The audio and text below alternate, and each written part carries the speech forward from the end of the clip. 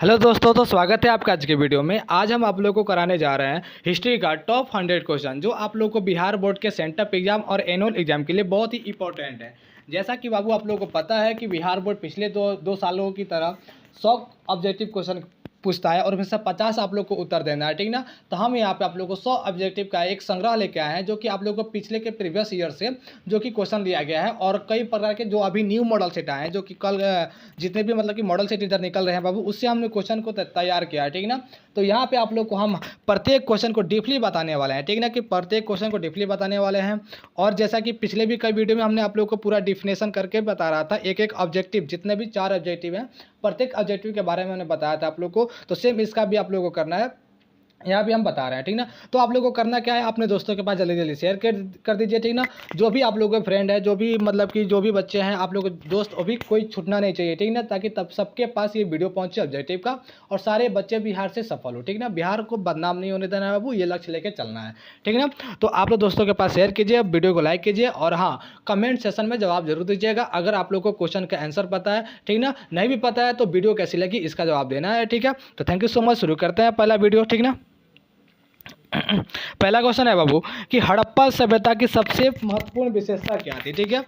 पहला क्वेश्चन है कि हड़प्पा सभ्यता की सबसे महत्वपूर्ण विशेषता क्या थी। तो बाबू आप लोगों को बता दें कि हड़प्पा सभ्यता की अगर सबसे महत्वपूर्ण विशेषता पूछे तो वह थी नगर योजना के बारे में, ठीक ना। क्या नगर योजना के बारे में, तो क्या हो जाएगा, option A will be answer. जैसा कि आप लोगों को पता है कि सब्जेक्टिव में क्वेश्चन पूछता है कि हड़प्पा सभ्यता के नगर योजना के बारे में लिखिए। तो हड़प्पा सभ्यता के नगर योजना के बारे में हमें क्या लिखना पड़ता है, वहाँ का सड़क व्यवस्था, वहाँ की घर की किस दिशा में था, ठीक ना, वहाँ की नाली व्यवस्था, वहाँ का स्नानागार, वहाँ का अन्नागार, ये सब हम लोग के बारे में लिखना पड़ता था। मतलब कि एक तरह से बोले तो सड़क, रोड सिस्टम और ड्रेनेज सिस्टम, ठीक ना, ड्रेनेज सिस्टम हम लोग के बारे में बताना पड़ता है, ठीक है।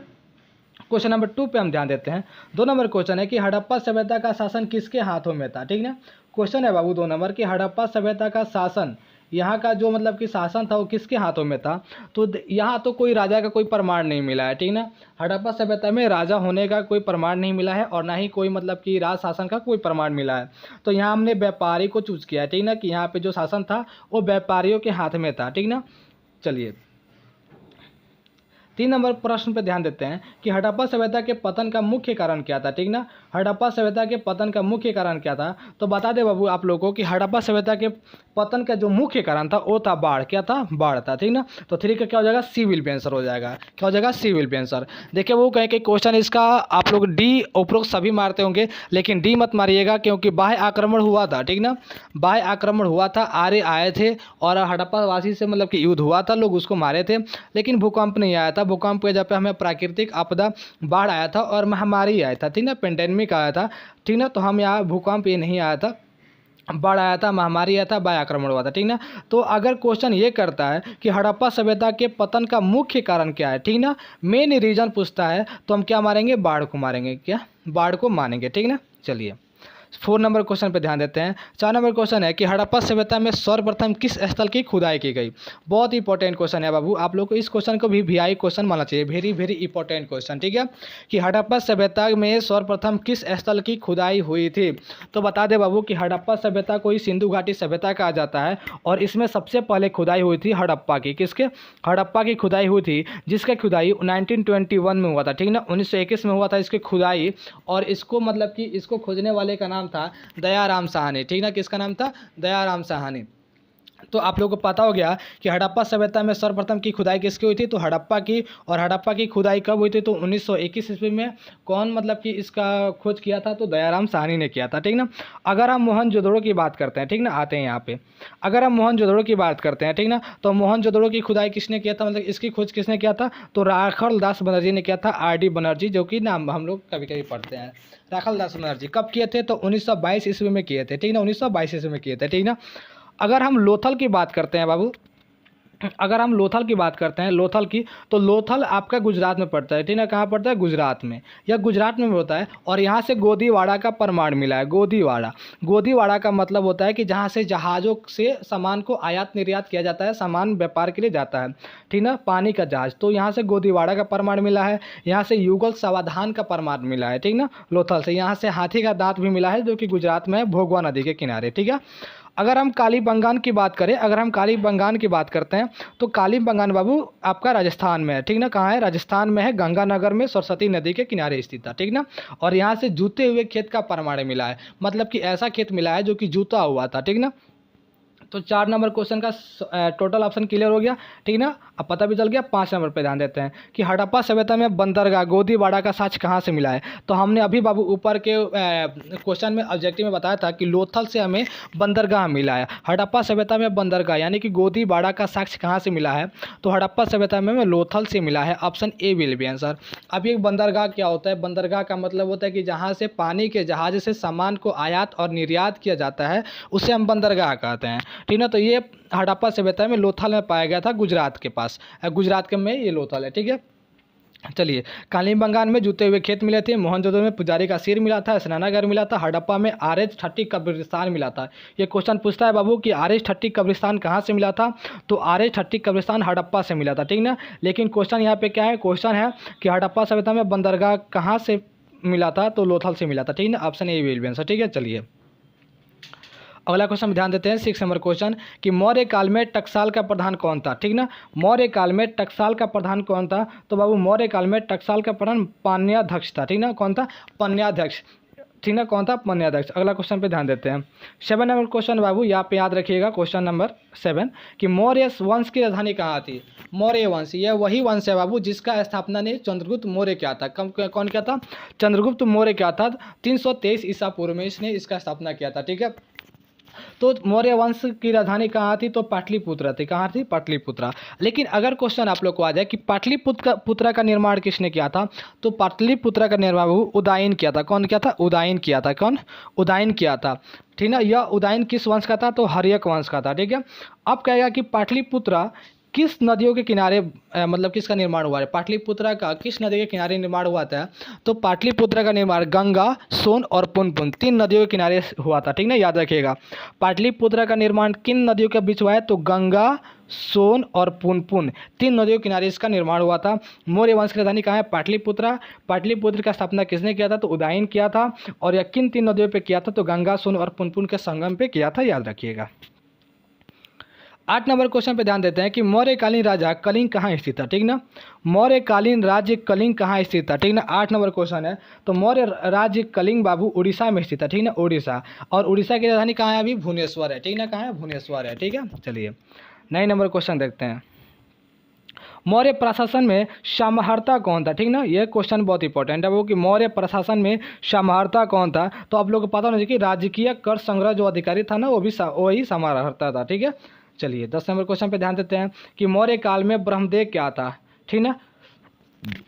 मौर्य काल में ब्रह्मदेव क्या था, मतलब कि मौर्य काल के शासन में जो ब्रह्मा को जो दान देने वाली चीज़ थी वो क्या थी, ठीक ना। तो मौर्य काल के शासन में ब्राह्मण को भूमि दान दिया जाता था, ठीक ना। ब्राह्मणों को क्या दान दिया जाता था? भूमि दान दिया जाता था। तो ये क्या हो गया? हमारा ब्रह्मदेव हो गया, ठीक है। 11 नंबर क्वेश्चन देखते हैं कि अशोक ने महेंद्र एवं संघमित्रा को धर्म प्रचार के लिए कहाँ भेजा था, ठीक है। 11 नंबर क्वेश्चन है कि अशोक ने महेंद्र एवं संघमित्रा को धर्म प्रचार के लिए कहाँ भेजा था। तो आप लोग को बता दे बाबू कि अशोक का महेंद्र और संघमित्रा दोनों बेटा बेटी थे, ठीक है। अशोक के क्या थे? बेटे, पुत्र और पुत्री थे। तो इन्हें दोनों को कहाँ भेजा था? श्रीलंका में भेजा था। Option D will be answer. कहाँ भेजा था? श्रीलंका में भेजा था धर्म प्रचार के लिए, ठीक है। चलिए, 12 नंबर क्वेश्चन देखते हैं कि अशोक किस वंश का शासक था। अशोक किस वंश का शासक था, तो बाबू ऑप्शन इसका नीचे दिया होगा, लेकिन आप लोग बता देते हैं कि अशोक मौर्य वंश का शासक था। किसका? मौर्य वंश का शासक था, ठीक ना। किसका? मौर्य वंश का। नीचे ऑप्शन होगा, देख लीजिएगा, ठीक ना। 12 का सी आंसर हो जाएगा। क्या हो जाएगा? मौर्य वंश का शासक था अशोक, मौर्य वंश का शासक था, ठीक है।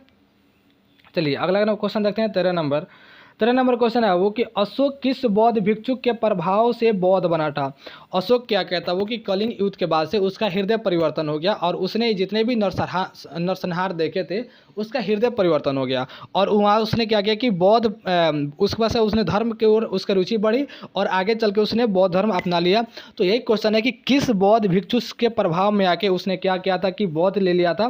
तो 13 का हो जाएगा बाबू आपका, 13 का ऑप्शन ए हो जाएगा, उपगुप्त के प्रभाव में आकर। किसके? उपगुप्त के प्रभाव में आया था। चलिए, 14 नंबर क्वेश्चन देखते हैं कि मौर्य काल में कलिंग की राजधानी कहाँ थी, ठीक ना। मौर्य काल में कलिंग की राजधानी कहाँ थी, तो वो मौर्य काल में कलिंग की जो राजधानी थी वो तोबली थी, ठीक ना। तोबली, इसका तोतली था शायद, ठीक ना, तोतली, आखिर ऐसे ही मैं तोबली करके या तोतली करके, ठीक ना, लेकिन option C will be answer है, ठीक है, क्या होगा, तोबली होगा, ठीक है। चलिए, बहुत ही अच्छा, आप लोगों को कमेंट आंसर पता है तो कमेंट में जरूर जवाब दीजिएगा, ठीक ना। चलिए, वीडियो कैसा जा रहा है, सारा डिफिनेशन आप लोगों को। आर्यभट्ट कहाँ का निवासी था, ठीक ना। एक क्वेश्चन देखते हैं कि 15 नंबर क्वेश्चन है कि आर्यभट्ट कहाँ का निवासी था। तो बता दे बाबू कि आर्यभट्ट जिन्होंने जीरो का आविष्कार दिया था भारत को, ये हमारे पाटलिपुत्र के निवासी थे। कहाँ के, पाटलिपुत्र के निवासी थे, ठीक ना। इन्होंने जीरो का आविष्कार पूरे दुनिया को बताया था, ठीक है। 16 नंबर क्वेश्चन है कि भारत का प्रथम नगरीकरण कब हुआ था, ठीक ना। भारत का प्रथम नगरीकरण कब हुआ था। तो बता दे बाबू कि हड़प्पा काल से ही हुआ था, ठीक ना। हमारा जो हड़प्पा जो सभ्यता था वो नगरीकरण था। उसकी जो जो नगर योजना थी, जो सड़क व्यवस्था थी, जो नाली व्यवस्था थी, वो क्या था, मतलब कि एक शहर के जैसा ही था। वहाँ के जो शासन व्यवस्था था वो भी एक शहर के जैसा ही था। तो पहली क्या था, हड़प्पा काल, ठीक है। 17 नंबर क्वेश्चन देखते हैं कि गीता रहस्य किसकी रचना है, ठीक ना। क्वेश्चन नंबर 17 है कि गीता रहस्य किसकी रचना है, ठीक ना। किसकी रचना है गीता रहस्य। 17 नंबर क्वेश्चन पे ध्यान दीजिएगा। तो ये हमारे बाल गंगाधर तिलक की रचना है। गीता रहस्य किसकी रचना है, बाल गंगाधर तिलक की रचना है। चलिए, 18 नंबर प्रश्न पे ध्यान देते हैं कि गीता के महत्व पर किसने विचार व्यक्त किए हैं, ठीक ना। गीता के महत्व पर किसने विचार व्यक्त किए हैं। तो 18 के बाबू आपका हो जाएगा डी, ठीक ना। इस सभी लोगों ने गीता के महत्व पर विचार व्यक्त किए हैं। आप लोगों को तो विवेकानंद जी पूरा बढ़िया से परिचय होंगे, महात्मा गांधी ने भी इस पर विचार व्यक्त किए हैं और गंगाधर तिलक ने भी गीता पर महत्व विचार किए हैं, ठीक ना। तो सभी हो जाएगा। मनुस्मृति के रचयिता कौन है। 19 नंबर क्वेश्चन पे ध्यान दीजिएगा कि मनुस्मृति के रचयिता कौन है। तो आप लोग को बता दें कि मनुस्मृति के रचयिता मनु है। कौन है, मनु है, ठीक है। तो देखिए, इसका ऑप्शन नीचे दिया हुआ है, लेकिन जान दीजिएगा कि मनुस्मृति के रचयिता कौन है, मनु है, ठीक ना। और वेद व्यास किसके रचयिता है, वेद व्यास आपके हमारे महाभारत के रचयिता है, ठीक है। मनुस्मृति के रचयिता कौन है, मनु है। Option number D will be answer, देखिए यहाँ पे दिया हुआ है, ठीक ना। चलिए, 20 नंबर क्वेश्चन देखते हैं। 20 नंबर क्वेश्चन है कि महाभारत की रचना किसने की थी। महाभारत की रचना किसने की थी। तो बाबू हमने ऊपर बताया आप लोग को कि वेद व्यास जो थे उन्होंने महाभारत की रचना की थी, ठीक ना। और एक क्वेश्चन और यहाँ से आप लोग क्लियर कर लीजिएगा कि महाभारत का युद्ध कितने दिन तक चला था। तो महाभारत का युद्ध 18 दिन तक चला हुआ था, ठीक है। कितने दिन तक, 18 दिन तक। चलिए, प्राचीन भारत के महाकाव्य का नाम क्या है, ठीक ना। 21 नंबर क्वेश्चन है कि प्राचीन भारत के महाकाव्य का नाम क्या है, ठीक ना।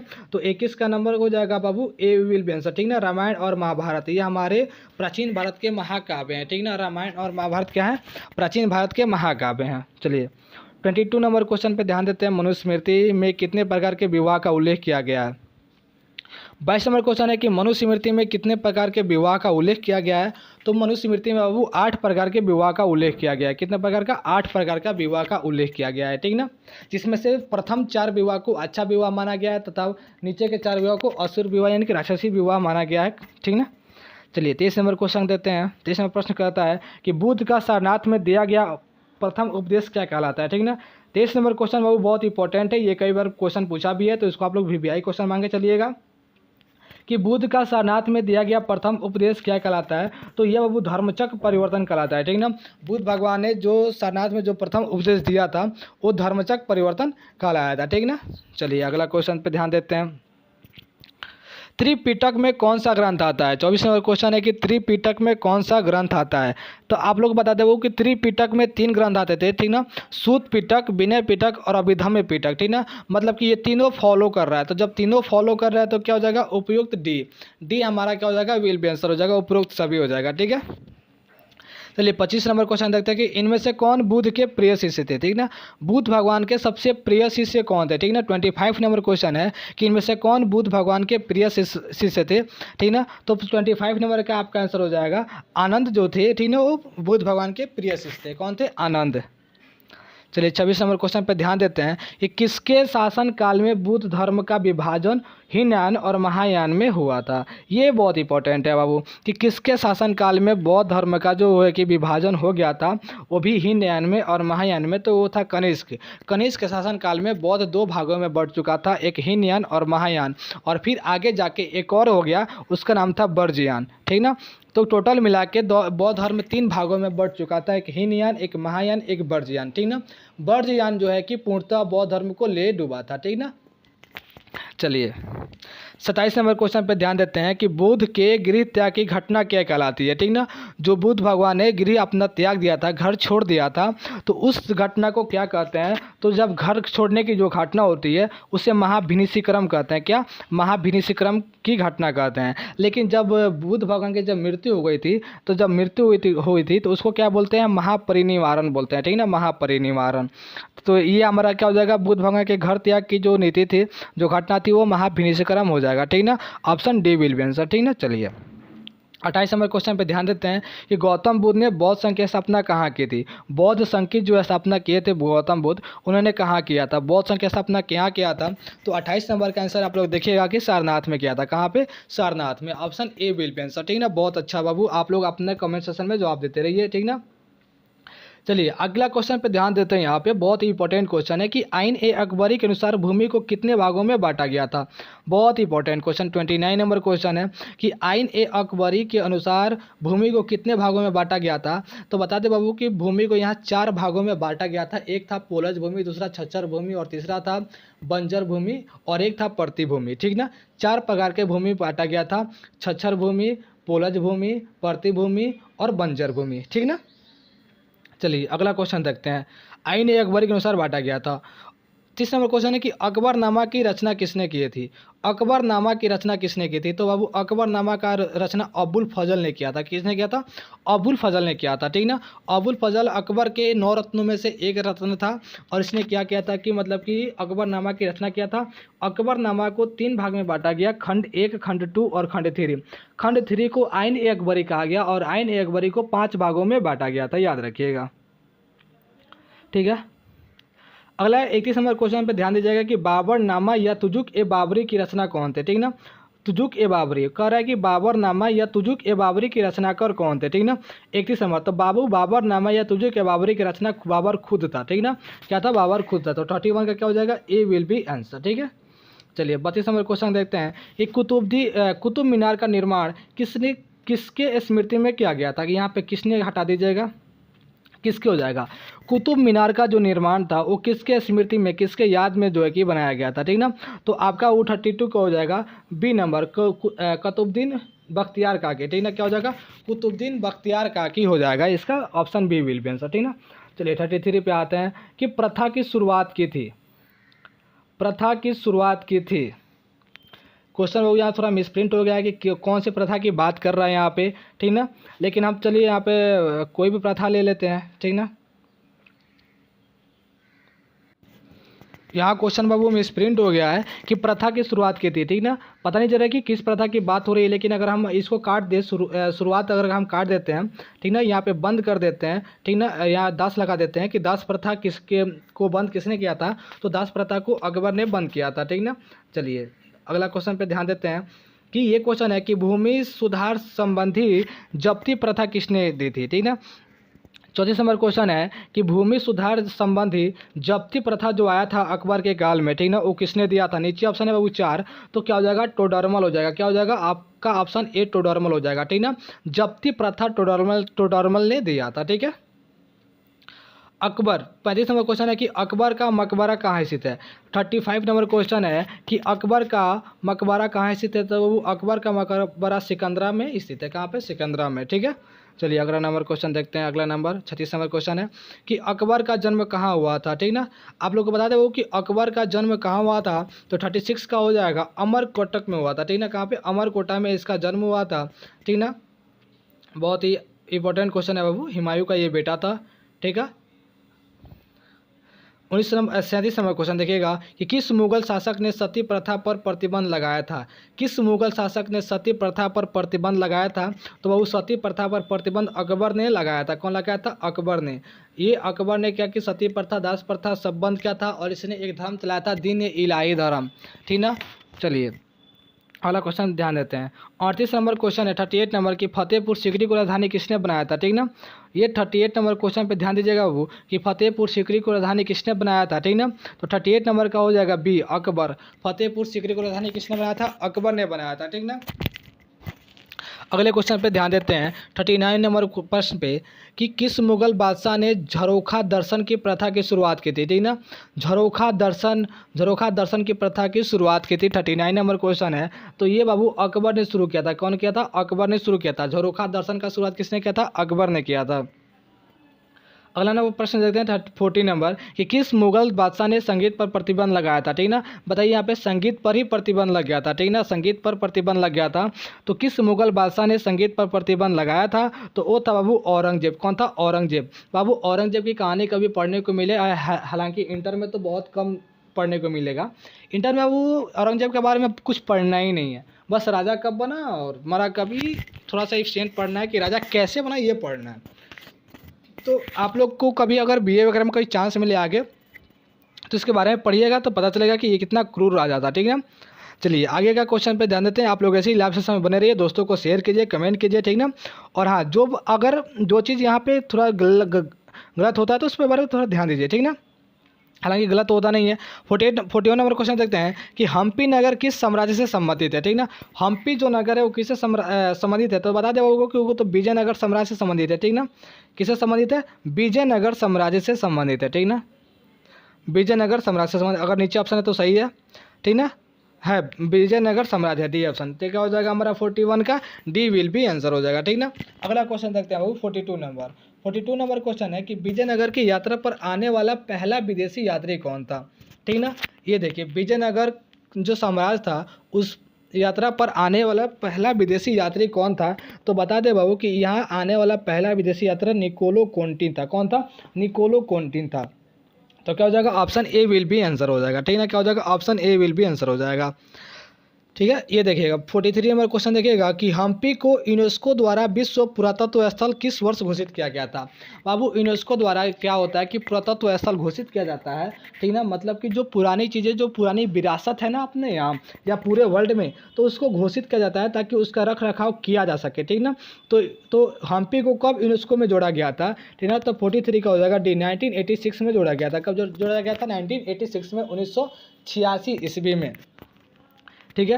आप लोगों को पता है बाबू कि 1986 में एक घटना हुआ था आपके देश में, अरुणाचल प्रदेश राज्य बना था 1986 में, 87 में गोवा बना था, ठीक ना, याद रखिएगा। 1986 में क्या हुआ था? अरुणाचल प्रदेश राज्य बना था और 1987 में गोवा को राज्य का दर्जा दिया गया था। और हम्पी को यूनेस्को में कब जोड़ा गया था? 1986 में, ठीक है।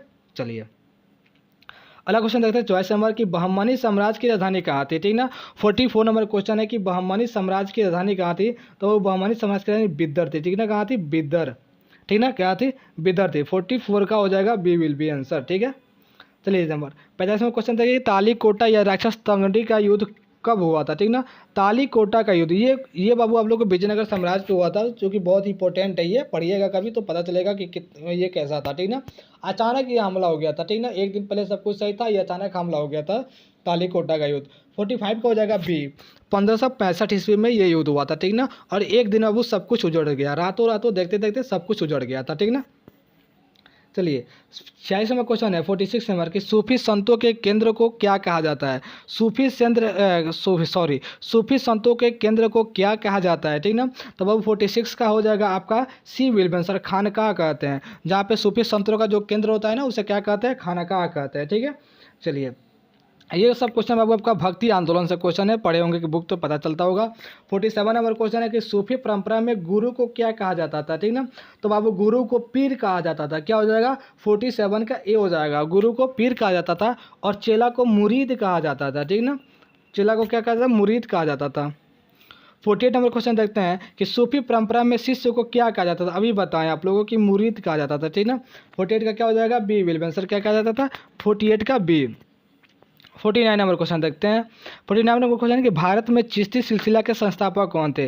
भारत में चिश्ती सिलसिला के संस्थापक कौन थे? तो बाबू 49 का आपका हो जाएगा बी, ख्वाजा मोइनुद्दीन चिश्ती। भारत में जो चिश्ती सिलसिला था उसका संस्थापक कौन थे?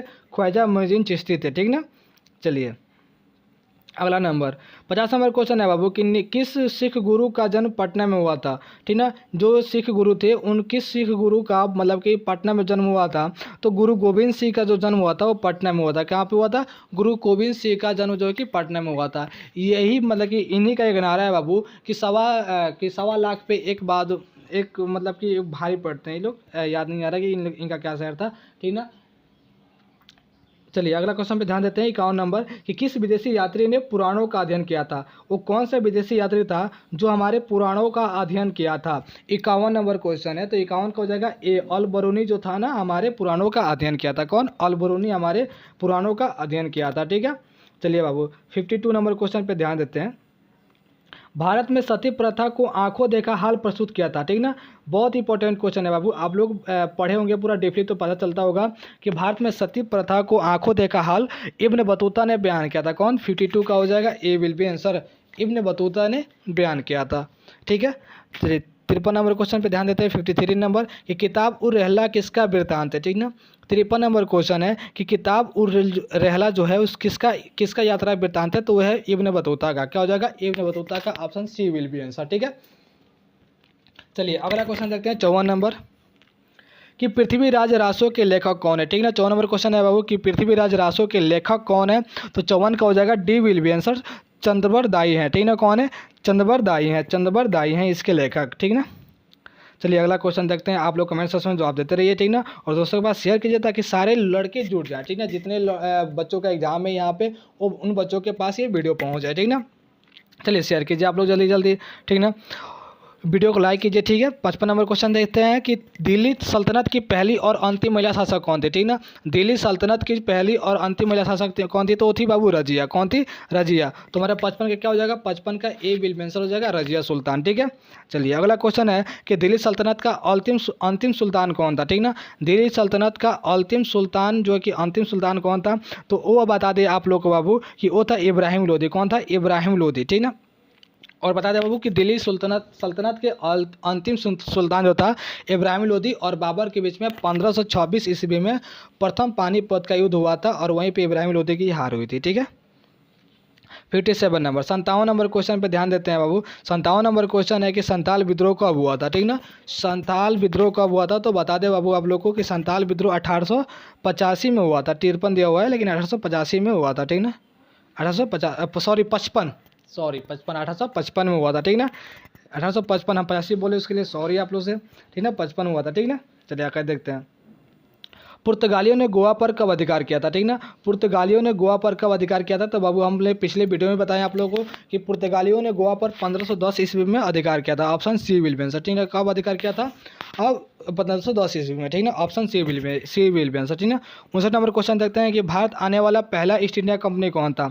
भारत आने वाला पहला ईस्ट इंडिया कंपनी कौन था, तो 59 का आपका हो जाएगा बी विल बी आंसर, पुर्तगाली था, ठीक ना। जो पुर्तगीज जो कंपनी थे, पुर्तगाली का जो कंपनी था ईस्ट इंडिया कंपनी, वही आया था हमारे भारत में पहला। 60 नंबर क्वेश्चन देखते हैं बाबू कि किस वर्ष भारत की समुद्री मार्ग की खोज की, ठीक ना। किस वर्ष भारत का समुद्री मार्ग का खोज किया गया, तो बताए बाबू 1498 में खोज किया गया था। कब? 1498 में इसका खोज किया गया था। 60 का क्या हो जाएगा? 60 का डी विल बी आंसर, ठीक है। बहुत बढ़िया। 61 नंबर क्वेश्चन है कि भारत का प्रथम गवर्नर जनरल कौन था, ठीक ना। भारत का प्रथम गवर्नर जनरल कौन था, तो बाबू यहाँ पे आपका हो जाएगा वारेन हेस्टिंग था, ठीक ना। कौन था? वारेन हेस्टिंग था, प्रथम गवर्नर जनरल था। चलिए 62 नंबर क्वेश्चन देखते हैं। यहाँ पे वो ध्यान दीजिएगा, अब गवर्नर जनरल का जो क्वेश्चन है ये मॉडर्न हिस्ट्री का जो भी क्वेश्चन आ रहा है इस पर आप लोग को ध्यान देना योग्य बात है, ठीक ना। 62 नंबर क्वेश्चन देखते हैं कि बंगाल में द्वैत शासन की स्थापना किसने की थी। बंगाल में जो कि द्वैत शासन की स्थापना किसने किया था, तो ये बाबू लॉर्ड क्लाइव ने किया था। कौन किया था? लॉर्ड क्लाइव ने किया था द्वैत शासन का स्थापना, ठीक है। चलिए ये देखिएगा कि स्थायी बंदोबस्त की साथ किसने की थी, शुरुआत किसने की थी बाबू। क्वेश्चन है कि स्थायी बंदोबस्त की शुरुआत किसने की थी, साथ लिखा हुआ है, ठीक ना। तो किसने किया था? 63 का आपका हो जाएगा, हमको लगता है कि ए विल बी आंसर हो जाएगा, ठीक ना। कर्नवालिस हो जाएगा। स्थायी बंदोबस्त किसने शुरुआत किया था? कर्नवालिस ने ही शुरुआत किया था। Option A will be answer, ठीक ना। 64 नंबर क्वेश्चन पर ध्यान देते हैं कि कलकत्ता में सर्वोच्च न्यायालय की स्थापना कब हुई थी, ठीक ना। कलकत्ता में सर्वोच्च न्यायालय की स्थापना कब हुई थी? 64 नंबर क्वेश्चन है, तो हमको लगता है कि 1773 में, ठीक ना। 1773 में इसका स्थापना हुआ था कोलकाता के सर्वोच्च न्यायालय का, ठीक ना। बहुत ही बढ़िया। आप लोग भी कमेंट सेक्शन में जवाब देते रहिए, ठीक ना। दोस्तों को शेयर कीजिए, वीडियो को लाइक कीजिए, ठीक ना। 65 नंबर क्वेश्चन देखिए बाबू, बने रहिए आप लोग। क्वेश्चन यहाँ जो भी इंपॉर्टेंट क्वेश्चन कराए जा रहे हैं, जो भी नए नए क्वेश्चन अब जो मॉडर्न हिस्ट्री के क्वेश्चन आएंगे, ये बहुत ही इंपॉर्टेंट हो गया आप लोग के एग्जाम के व्यू से, ठीक ना। क्योंकि आजकल एंशियंट हिस्ट्री को छोड़ दिया गया है, ठीक ना। एंशियंट हिस्ट्री में सिर्फ हड़प्पा को लिया गया है, बाकी सारा क्वेश्चन आता है वो मेडवल से और मॉडर्न से, ठीक ना। तो हमें मॉडर्न पे ध्यान देना जरूरी है। 65 नंबर क्वेश्चन है कि स्थायी बंदोबस्त कहाँ लागू किया गया था। स्थायी बंदोबस्त कहाँ लागू किया गया था, तो वो बंगाल में लागू किया गया था। कहाँ? बंगाल में लागू किया गया था। स्थायी बंदोबस्त कहाँ लागू किया था? बंगाल में लागू किया गया था, ठीक ना। 66 नंबर क्वेश्चन देखते हैं कि रानी लक्ष्मीबाई की चिता के पास किसने कहा था कि यहाँ सोई हुई महिला विद्रोहियों में एकमात्र मर्द थी। किसने कहा था कि ये जो महिला जो चिता जल रहा है यहाँ पे सोई हुई महिला यह एक अकेला मर्द थी। तो 66 का हो जाएगा D will be answer heroes. यहाँ पे वो यूरोज दिया हुआ है, लेकिन क्या हो जाएगा? हीरोज हो जाएगा। आप लोगों ने सुना है ना कि पर पीछे हीरोज आ गया, हाय गिरी अब रानी थी, ठीक ना। 6 क्लास में पढ़े होंगे झांसी की रानी में। 67 नंबर क्वेश्चन देखिएगा, द ग्रेट रिवोल्ट नामक पुस्तक किसने लिखा है, ठीक ना। द ग्रेट रिवोल्ट पुस्तक नामक पुस्तक किसने लिखा है, ठीक ना। तो वो आपका 67 का हो जाएगा ए विल बी आंसर, ठीक ना। अशोक मेहता हो जाएगा, ठीक ना। कौन हो जाएगा? अशोक मेहता। कि द ग्रेट रिवोल्ट नामक पुस्तक किसने लिखा है, तो क्या हो जाएगा? अशोक मेहता हो जाएगा, ठीक है। चलिए अगला क्वेश्चन देखते हैं हम। 68 नंबर क्वेश्चन देखते हैं कि 1857 के विद्रोह के समय भारत का गवर्नर जनरल कौन था, ठीक ना। जब 1857 का जब विद्रोह हुआ था भारत में, तो उस समय भारत का गवर्नर जनरल कौन था, ठीक ना। तो 68 का बाबू आपका हो जाएगा कैनिंग था। कौन था? लॉर्ड कैनिंग था, ठीक ना। कैनिंग था। Option D will be answer, ठीक है। 69 नंबर क्वेश्चन है कि बिहार में 1857 के प्रमुख नायक कौन थे। बिहार में 1857 के प्रमुख नायक कौन थे, तो वो बिहार में 1857 के प्रमुख नायक वीर कुंवर सिंह थे। कौन थे? वीर कुंवर सिंह। लेकिन क्वेश्चन अगर पूछ दे बाबू कि पटना के कौन थे, ठीक ना, कि पटना में किसने इसका नेतृत्व किया था, तो पटना में किसने किया था? पीर अली किए थे। कौन किया था? पीर अली किए थे। कौन था? पीर अली। और पूरे बिहार से कौन किया था? कुंवर सिंह ने किया था, वीर कुंवर सिंह ने, ठीक ना। उस समय इनका 83 हो गया था, 80 वर्ष हुआ था। 1870 नंबर क्वेश्चन है कि 1857 का विद्रोह किस तिथि को शुरू हुआ था। 70 नंबर क्वेश्चन है कि 1857 का जो विद्रोह हुआ था वो किस तिथि को शुरू हुआ था, ठीक है। तो ये बाबू आपका हो जाएगा 10 मई को शुरू हुआ था। कब हुआ था? Option A will be answer, 10 मई को शुरू हुआ था, ठीक है। 10 मई को शुरू हुआ था। ये देखते हैं 71 नंबर क्वेश्चन देखते हैं कि 1857 के विद्रोह को किसने क्रांति कहा, ठीक ना। किसने कहा था कि यह एक क्रांति, 1857 के विद्रोह को क्रांति किसने कहा था, तो कार्ल मार्क्स ने कहा था। किसने? कार्ल मार्क्स ने कहा था कि यह एक क्रांति है, ठीक है। चलिए 72 नंबर क्वेश्चन पर ध्यान देते हैं कि पटना में 1857 के विद्रोह का नेतृत्व किसने किया था। हमने बता दिया बाबू आप लोग को ऊपर ही कि पीर अली ने किया था। पटना में 1857 का विद्रोह का नेतृत्व किसने किया था, तो पीर अली ने किया था। लेकिन क्वेश्चन पूछ देगा कि बिहार से किसने किया था, तो वीर कुंवर सिंह ने किया था, ठीक ना। चलिए पीर अली ने किया था। 73 नंबर क्वेश्चन देखते हैं कि भारत आने वाला प्रथम पुर्तगाली कौन था। तो भारत आने वाला पहला पुर्तगाली था बाबू वास्को डी गामा, जो 1498 ईस्वी में आया था, ठीक ना। 1498 ईस्वी में आया था। लेकिन अगर क्वेश्चन फिर पूछ देगा बाबू कि वास्को डी गामा भारत दोबारा कब आया, तो 1502 ईस्वी में आया था, ठीक ना। अगर दोबारा पूछ दे तो 1502 ईस्वी में। क्वेश्चन पूछ देगा कि भारत में प्रथम पुर्तगाली कौन आया था, तो 1498 में वास्को डी गामा आया था। लेकिन क्वेश्चन पूछ देगा कि वास्को डी गामा दोबारा भारत में कब आया था, तो 1502 ईस्वी में आया था। याद कर लीजिएगा, क्वेश्चन पूछता भी है, ठीक ना। ये देखिएगा 74 नंबर क्वेश्चन है कि गेटवे ऑफ इंडिया कहाँ स्थित है। तो बाबू बता दें कि गेटवे ऑफ इंडिया मुंबई में स्थित है, जिसका निर्माण 1911 में किया गया था। कब? 1911 से 11 में किया गया था। और यह गेटवे ऑफ इंडिया बनाया गया था किसके लिए, तो जो ब्रिटेन के जो राजा थे ना जॉर्ज पंचम और उनकी पत्नी मैरी, उनके स्वागत के लिए हम मुंबई में गेटवे ऑफ इंडिया का निर्माण किया था 1911 ईस्वी में, ठीक है। चलिए अगला क्वेश्चन देखते हैं 75 नंबर। 75 नंबर क्वेश्चन है बाबू कि फोर्ट विलियम किस शहर में स्थित है, ठीक ना।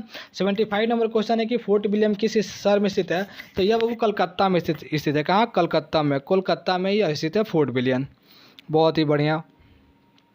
अगले क्वेश्चन में ध्यान देते हैं कि 7 द्वीपों का नगर किसे कहा जाता है। 7 द्वीपों का नगर किसे कहा जाता है, तो वो 7 द्वीपों का नगर हम मुंबई को कहते हैं। किसे? मुंबई को कहते हैं। 7 द्वीपों का कर है ना, लेकिन क्वेश्चन आएगा कि 7 टापुओं का शहर किसे कहा जाता है, तो 7 टापुओं का शहर मुंबई को कहा जाता है, याद रखिएगा।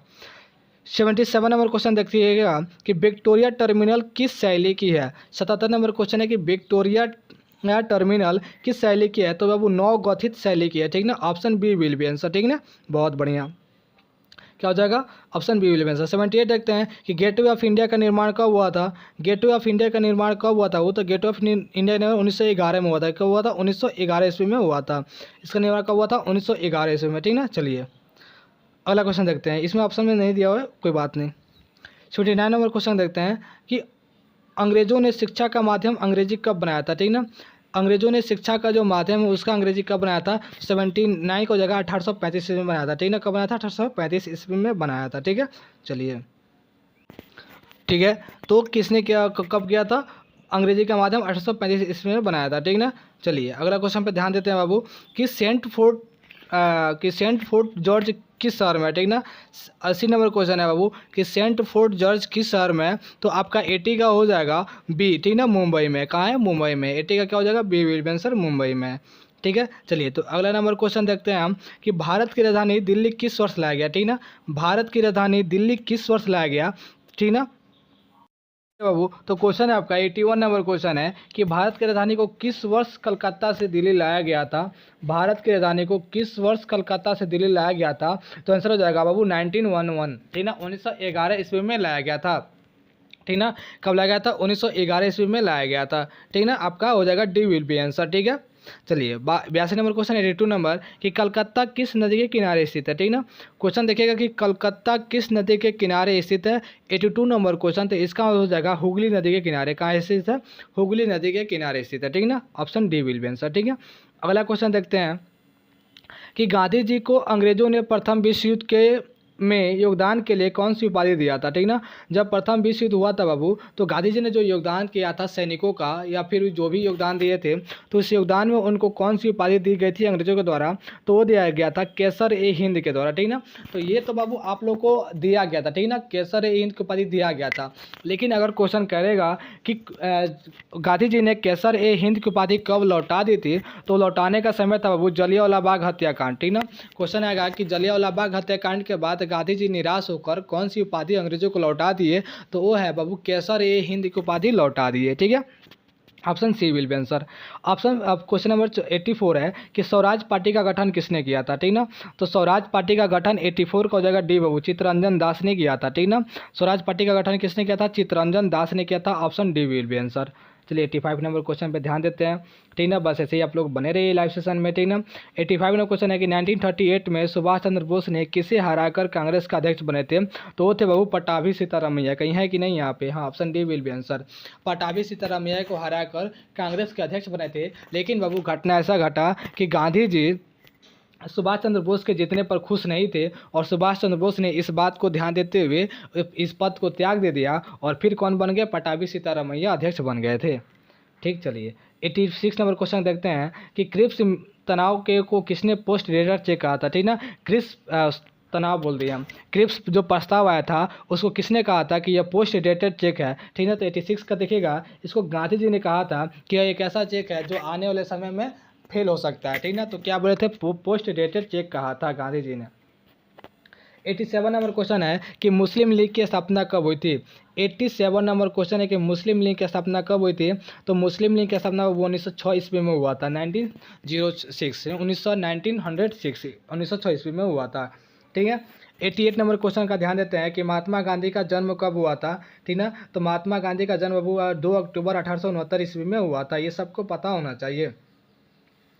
89 नंबर क्वेश्चन देखते हैं कि कांग्रेस की स्थापना किस वर्ष हुआ था? ये बाबू प्रत्येक हिस्ट्री के वीडियो में ये क्वेश्चन आता है, मतलब कि ये वीवीआई क्वेश्चन है, हर कहीं भी आ सकता है, पहले भी कई बार क्वेश्चन आया है। तो कांग्रेस स्थापना कब हुआ था? तो कांग्रेस स्थापना 1885 ईस्वी में हुआ था और किसने किया था? तो ए ओ हुम ने किया था। ठीक ना, 90 नंबर क्वेश्चन देते हैं कि द्वितीय विश्व युद्ध किस वर्ष प्रारंभ हुआ था? तो द्वितीय विश्व युद्ध किस वर्ष प्रारंभ हुआ था? तो 1939 में प्रारंभ हुआ था। कब?